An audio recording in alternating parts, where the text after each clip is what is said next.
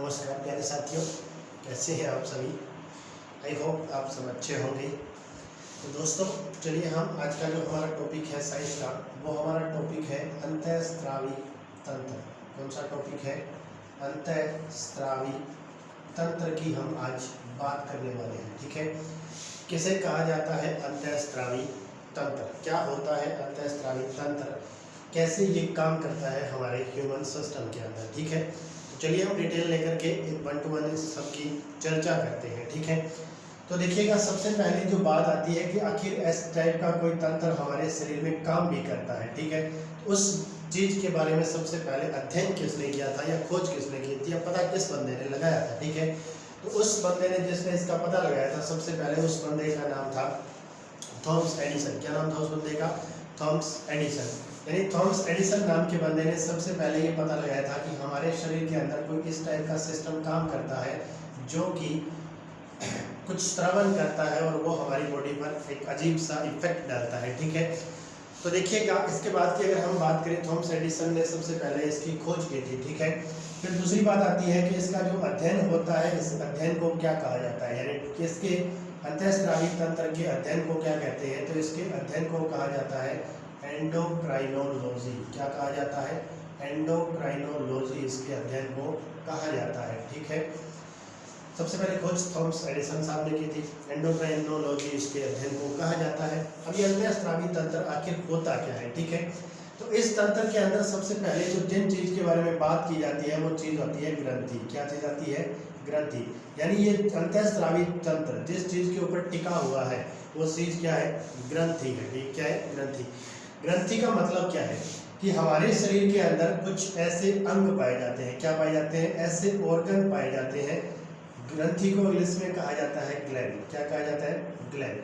तो हमारे शरीर के अंदर कुछ ऐसे ऑर्गन्स पाए जाते हैं जिनके द्वारा कुछ स्रावित किया जाता है। ठीक है, क्या किया जाता है? उनके द्वारा कुछ श्रवण किया जाता है लिक्विड टाइप का, और वो श्रवण हमारी बॉडी में कुछ काम करने का या कुछ तौर तरीकों को बदलने का जो काम है वो उस श्रवण की बदौलत किया जाता है। ठीक है, तो उस टाइप के जो ऑर्गन होते हैं उन ऑर्गन्स को क्या कहा जाता है? ग्रंथि कहा जाता है। ठीक है, यानी इनके द्वारा एक विशेष प्रकार के द्रव का सेक्रेशन किया जाता है हमारे मानव शरीर के अंदर। ठीक है, तो ये कोशिकाओं का एक समूह होता है। क्या होता है? ये कोशिकाओं का ही एक समूह है जिन्हें हम एक ऑर्गन कहते हैं। ठीक है, अब इसके बाद में हम बात करते हैं कि इन ग्रंथियों के द्वारा या जो ये ग्रंथियां हैं कितनी पाई जाती है, किस किस टाइप की पाई जाती है। तो मेनली इन ग्रंथियों के द्वारा जो सेक्रेशन होता है, जो स्त्रवण होता है, ठीक है, उस स्त्रवण के आधार पर इन ग्रंथियों को 3 भागों में डिवाइड किया गया है। ठीक है, पहले टाइप की जो ग्रंथियां होती हैं उन ग्रंथियों को कहा जाता है अंतःस्रावी। क्या कहा जाता है? अंतःस्रावी। दूसरे टाइप की जो ग्रंथियां होती है उन ग्रंथियों को कहा जाता है बहिस्रावी। क्या कहा जाता है? बहिस्रावी कहा जाता है। ठीक है, और तीसरे टाइप की जो ग्रंथियां होती है उन्हें कहा जाता है मिश्रित। क्या कहा जाता है? मिश्रित। अब ये 3 नामों से इन ग्रंथियों को क्यों बांटा गया है 3 भागों में, या क्यों इन्हें पुकारा जाता है? तो सबसे पहले हम बात करते हैं अंतःस्रावी की। किस चीज़ की? अंतःस्रावी की। कहने का मतलब मान लेते हैं ये कोई एक और ये कोई ग्रंथि है। ये क्या चीज़ है? कोई एक ग्रंथि है, और इस ग्रंथि के द्वारा जो सेक्रेशन किया जा रहा है वो डायरेक्ट किस में किया जा रहा है? डायरेक्ट, यानी जहाँ पर जो चीज़ काम में आने वाली है वहीं पर उसका सेक्रेशन कर दिया जाता है। यानी इसको, इस सेक्रेशन को कहीं काम में लेने के लिए कहीं अलग जगह पर नहीं जाना पड़ता। जहाँ पर इसका सेक्रेशन होता है वहीं इसे काम में ले लिया जाता है। तो उस टाइप की ग्रंथि को कौन सी ग्रंथि कहते हैं? अंतःस्रावी ग्रंथि कहा जाता है। ठीक है, बाद में हम बात करें बहिस्रावी ग्रंथि की। मान लेते हैं कि बहिस्रावी ग्रंथि इस टाइप की कोई ग्रंथि है। अब इस ग्रंथि को मान लेते हैं यहाँ पर काम में लेना है। ठीक है, यहाँ पर काम में लेने के लिए एक नलिका द्वारा इस ग्रंथि को यहाँ पर भेजा जाता है। ठीक है, इसका जो टोटल सेक्रेशन होता है इसे एक नलिका के द्वारा एक स्थान से दूसरे स्थान तक भेजा जाता है। उस टाइप की जो ग्रंथि होती है उस ग्रंथि को क्या कहा जाता है? बहिस्रावी ग्रंथि कहा जाता है। ठीक है, अब बात आती है मिक्स्ड ब्लड की या मिश्रित ग्रंथि की। मिश्रित जो ग्रंथि होती है उसको दोनों ही प्रकार के काम करती है। कहने का मतलब उनके द्वारा अंतःस्रावी ग्रंथि का टाइप भी उसमें होता है, और बहिस्रावी ग्रंथि जिस तरह से वो दूर कहीं सेक्रेशन करती है उस तरह का श्रावण भी इस ग्रंथि के द्वारा किया जाता है। ठीक है, तो कहने का मतलब अंतःस्रावी ग्रंथि होती है, इनसे मेनली जिस चीज़ का सेक्रेशन किया जाता है उस चीज़ को कहा जाता है हार्मोन। क्या कहा जाता है? हार्मोन। यानी अंतःस्रावी ग्रंथियों के द्वारा जो मेन लिक्विड स्रावित होता है उसे हार्मोन कहते हैं। बहिस्रावी ग्रंथियों द्वारा जो सेक्रेशन होता है उस चीज़ को कहा जाता है एंजाइम। क्या कहा जाता है? एंजाइम इन्हें कहा जाता है। ठीक है भैया, मिश्रित ग्रंथियों की बात करें तो मिश्रित ग्रंथियों के द्वारा हार्मोन का सेक्रेशन भी किया जाता है और साथ साथ में इनके द्वारा किस चीज़ का सेक्रेशन किया जाता है? एंजाइम का सेक्रेशन भी इनके द्वारा किया जाता है। दोनों ही चीज़ों का मिश्रित ग्लैंड के द्वारा सेक्रेशन किया जाता है। अब बात आती है हार्मोन और एंजाइम की। ये दोनों आखिर दोनों एक दूसरे से अलग किस तरह से होते हैं, किस तरह से काम करते हैं। ठीक है, अब देखिएगा कि मैं मान के चलता हूँ कि जैसे जिस तरह से हम बात करें कि कोई एक ए है, ठीक है, ये एक कोई भी एक रासायनिक पदार्थ है मान लेते हैं। इस ए की क्रिया होनी है और क्रिया होकर के इसका कोई नेक्स्ट लेवल बनना है या फिर इसका कोई प्रोडक्ट बनना है और वो सी बनना है। ठीक है, और इस ए को सी प्रोडक्ट में बदलने के लिए मान लेते हैं कोई बी चीज़ है वो भाग ले रही है। ठीक है, ए प्रोडक्ट को सी में बदलने के लिए बी चीज़ कोई काम में ले रही है और ये बी क्या कर रहा है? इस ए को किस में कन्वर्ट कर रहा है? सी के अंदर कन्वर्ट कर रहा है। तो एज ए उत्प्रेरक का काम कर रहा है, यानी ये इसके अंदर भाग नहीं ले रहा है। बी है वो सी, ए डायरेक्ट सी बना रहा है, बी इसके अंदर कोई भाग नहीं ले रहा, बस इसकी क्रिया को क्या करा रहा है? बढ़ा रहा है, कैटालिस्ट का काम कर रहा है। इसका मतलब ये उत्प्रेरक का काम करता है। क्या काम करता है? उत्प्रेरक का काम करने का काम करता है। वही चीज़ क्या होती है? एंजाइम होता है। और ये एंजाइम कौन सी ग्रंथियों के द्वारा स्रावित किया जाता है? बहिस्रावी ग्रंथियों के द्वारा स्रावण किया जाता है। अंतःस्रावियों की बात करें हार्मोन की, जिस तरह से मान लेते हैं कोई एक ए रासायनिक पदार्थ है और इस ए रासायनिक पदार्थ को किसमें कन्वर्ट होना है? सी के अंदर। तो इसके अंदर क्या होता है कि बी नाम का जो कोई हार्मोन या कोई लिक्विड या कोई भी एक सेक्रेशन है वो इस क्रिया के अंदर भाग लेता है, खुद उसके साथ मैच हो जाता है, मिल जाता है और मिल करके कोई तीसरा प्रोडक्ट का निर्माण करता है। ठीक है, तो वो चीज़ क्या कहलाती है? हार्मोन कहलाती है। क्या कहलाती है? हार्मोन। यानी किसी भी रासायनिक अभिक्रिया के अंदर खुद भाग लेने के लिए जो लिक्विड काम आता है और जिससे कोई तीसरा प्रोडक्ट बनता है वो चीज़ क्या कहलाती है? हार्मोन। और जो उस अभिक्रिया के अंदर खुद भाग नहीं लेता है, बस उसे बढ़ाने का, उत्प्रेरक का, कैटालिस्ट का काम करता है, वो क्या कहलाती है? एंजाइम कहलाते हैं। क्या कहलाते हैं? एंजाइम कहलाते हैं। ठीक है, तो यहाँ पर जो टॉपिक का नाम आपने देखा अंतःस्रावी तंत्र, क्या नाम है? अंतःस्रावी तंत्र। तो यहाँ पर मेनली हम जिस चीज़ के बारे में बात करेंगे वो चीज़ कौन सी है? हार्मोन है। कौन सी चीज़ है? हार्मोन है। हार्मोन के बारे में बेसिकली हम यहाँ पर बात करने वाले हैं। हार्मोन की अगर बात करें तो सबसे पहले जो साइंटिस्ट थे उनका नाम था बेलिस व स्टर्लिंग। क्या नाम था इनका? बेलिस व स्टर्लिंग। इन दोनों साइंटिस्टों ने सबसे पहले किसकी खोज की थी? इस हार्मोन की सबसे पहले खोज की थी।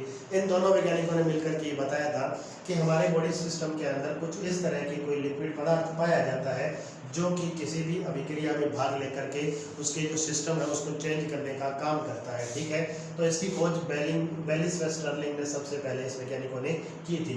तो चलिए हम जानते हैं हार्मोन के बारे में डिटेल से कि कौन कौन सी ग्रंथियाँ किन किन हार्मोन को सेक्रेशन करती है और वो हमारी ह्यूमन बॉडीज के अंदर या डेली हमारी जो दैनिक रूटीन लाइफ का है उसको किस तरह से वो इफेक्ट डालते हैं। ठीक है, तो चलिए हम बात करते हैं हार्मोन के बारे में। किस चीज़ के बारे में? हार्मोन के बारे में बात करते हैं। देखिए, अगर हार्मोन की बात की जाए तो हार्मोन एज एक संदेश वाहक होते हैं। क्या होते हैं? संदेश वाहक होते हैं। बेलिस व स्टर्लिंग नामक साइंटिस्ट ने सबसे पहले इनकी क्या की थी? खोज की थी। ठीक है, ये अपना प्रभाव है वो ऑन द स्पॉट उसी जगह छोड़ते हैं जहाँ पर इनकी ज़रूरत होती है, यानी इनके लिए कोई विशेष नलिका की ज़रूरत नहीं होती जहाँ से इनको सेक्रेशन के बाद में कहीं और ले जाया जा सके। ठीक है, तो हम बात करते हैं हार्मोन की। किस चीज़ की बात करते हैं? हार्मोन की। अभी हार्मोन क्या होता है? एक संदेश वाहक होता है। क्या होता है? एक संदेश वाहक होता है। ठीक है, बेलिस व स्टर्लिंग नामक साइंटिस्ट ने इनकी खोज की थी। ठीक है, और ये कैटालिस्ट होते हैं, सॉरी कैटालिस्ट नहीं होते, संदेश वाहक होते हैं। अब देखिएगा रूटीन दैनिक लाइफ की अगर मैं बात करता हूँ, ठीक है, सारी चीज़ें हमारी जितनी भी है वो सारी की सारी हार्मोन पर डिपेंड करती है। आप पढ़ते अच्छा हो, नहीं पढ़ते हो, आपका पढ़ाई में मन लगता है, नहीं लगता है, आपका खेल में मन ज़्यादा लगता है, आपका मूवी देखने में मन ज़्यादा लगता है, आपका गाने सुनने में मन ज़्यादा लगता है, आपका डांस में अच्छा माहौल है कि आप डांस बढ़िया कर सकते हो, डांस में आपकी प्रैक्टिस बहुत अच्छी होती है। तो ये सारी चीज़ें रूटीन लाइफ की जो होती है, आपको मीठा खाना पसंद है, खट्टा खाना पसंद है, आपको खेलना पसंद है या नहीं पसंद है, आपको घूमना पसंद है, फिल्में देखना पसंद है, जितनी भी रूटीन लाइफ की चीज़ें होती है, आप दूसरे लोगों से बात किस तरह से करते हो, आपका व्यवहार किस तरीके का है, आपका बोलने का स्टाइल तेज है, धीरे है, या आप किस तरीके से दूसरों से व्यवहार करते हो, ये सारी चीज़ें जो डिपेंड करती है वो किस पर करती है, हार्मोन पर करती है। हर एक चीज़ हार्मोन पर डिपेंड करती है, ठीक है।